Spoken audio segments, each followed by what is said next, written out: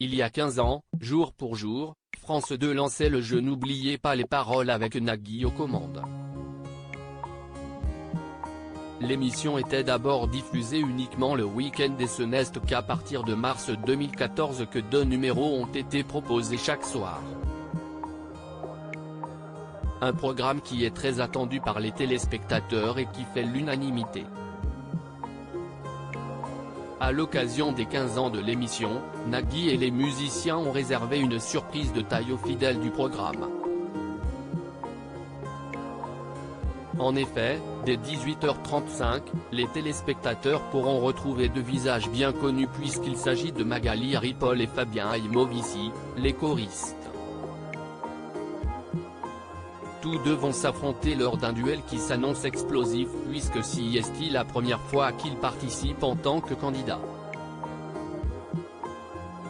Comme l'explique Télé Loisirs, ils étaient persuadés que ce sont Margot et Caroline, les deux meilleurs maestros de l'histoire de l'émission, qui allaient tenter leur chance. En réalité, ils ont appris au dernier moment qu'ils devenaient candidats pour cette soirée spéciale. Pour la seconde partie, Nagui a fait appel à deux personnalités très appréciées. Il s'agit de Jeff Panaclock et Vincent de Dienne. Leur point commun ? Avoir passé le casting pour participer à l'émission il y a quelques années, avant de devenir célèbres. Recalés, ils vont pouvoir réaliser leur rêve ce jour. Qui va remporter cette manche ?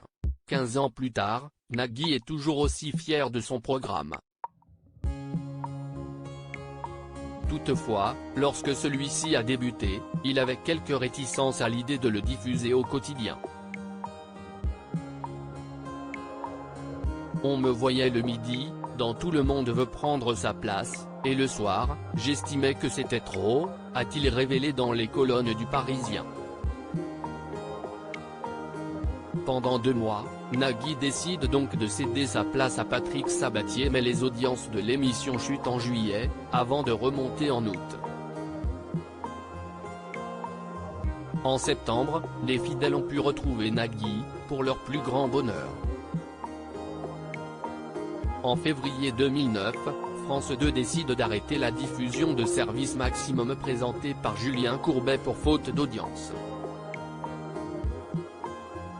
C'est ainsi l'occasion pour le jeu de chant de récupérer sa place et d'être diffusé au quotidien.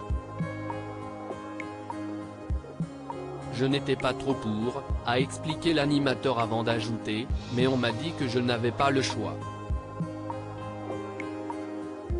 Les résultats sont rapides puisque les audiences sont bonnes.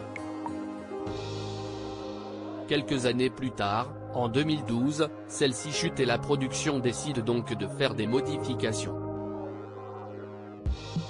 Ainsi, l'émission a été divisée en 2 et elle est passée de 52 minutes à seulement 26. Un changement qui a été bénéfique et qui lui permet d'être encore apprécié aujourd'hui. Nagui, a-t-il des craintes concernant l'émission ? Si le jeu de Nagui rencontre un franc succès depuis 15 ans, l'animateur confie toutefois avoir quelques craintes.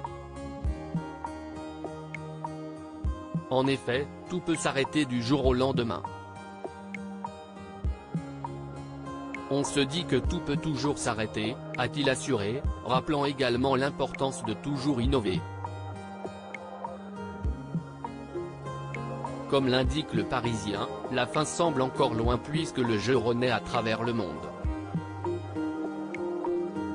En effet, il est diffusé aux États-Unis, en Italie, en Pologne, mais aussi bientôt en Espagne. Un succès dont Nagui est très fier.